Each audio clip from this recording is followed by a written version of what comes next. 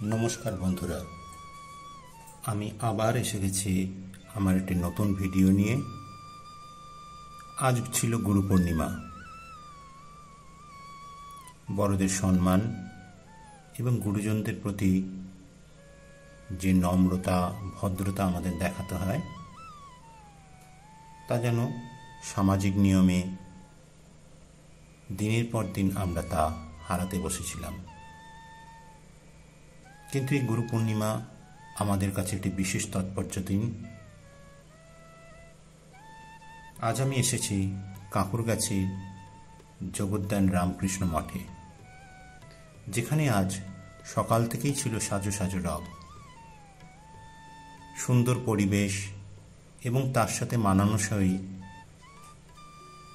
গুরু প্রণাম আজ একটি বিশেষ তাৎপর্যপূর্ণ দিন হয়ে এসেছে। সুন্দর পরিবেশে এই গুরু পূর্ণিমা একটা অন্যরকম ভাবনা আমাদের কাছে বয়ে নিয়ে আসে।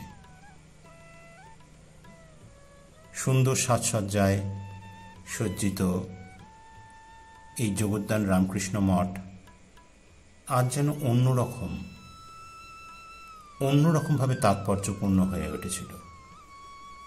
সারি সারি মানুষের ভিড় এবং লম্বা লাইন একটা অন্যরকম দিন আমাদের সামনে উপস্থাপিত করেছিল।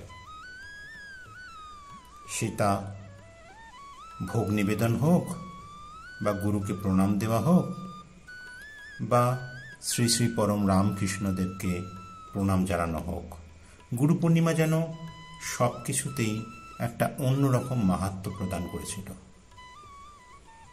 তাই তো ভিড়ে ভিড়, সুশৃঙ্খল, ভীষণভাবে সুশৃঙ্খল ছিল।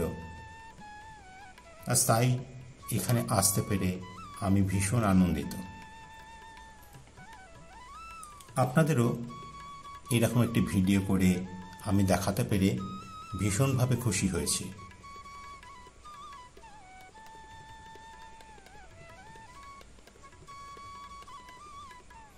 যে কোনো রামকৃষ্ণ মঠের মতো সুন্দর শান্ত নিরিবিলি পরিবেশে ভগবানের আরাধনা করা, ঈশ্বরকে প্রাণের কাছে প্রার্থনা করা, এটা বিশেষভাবে তাৎপর্যপূর্ণ এবং উল্লেখযোগ্য।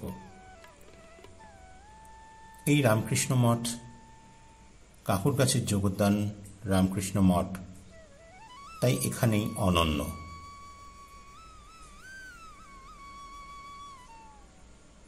মানুষের মধ্যে যে ভগবানের প্রতি আকুলতা, ভালোবাসা, তার যেন ভীষণভাবে তাৎপর্যপূর্ণ হয়ে উঠেছিল। সুন্দর স্বাভাবিক পরিবেশে ভগবানের আরাধনা করা আমাদের ভীষণভাবে আজকের দিনে জরুরি হয়ে পড়েছে। স্বার্থসিদ্ধি মানুষেরা যেন ক্রমশই আমাদের কাছ থেকে দূরে সরে যাচ্ছে। যাবেই বা, আমরা তো ভগবানকে আশ্রয় করেই বেঁচে থাকতে চাই।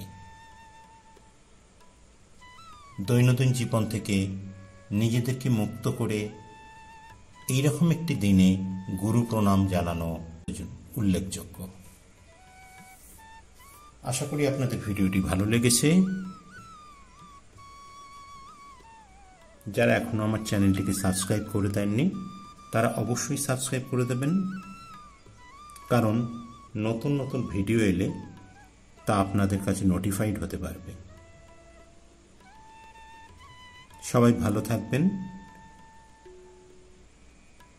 আমি এই বলে আজকের ভিডিওটি শেষ করছি।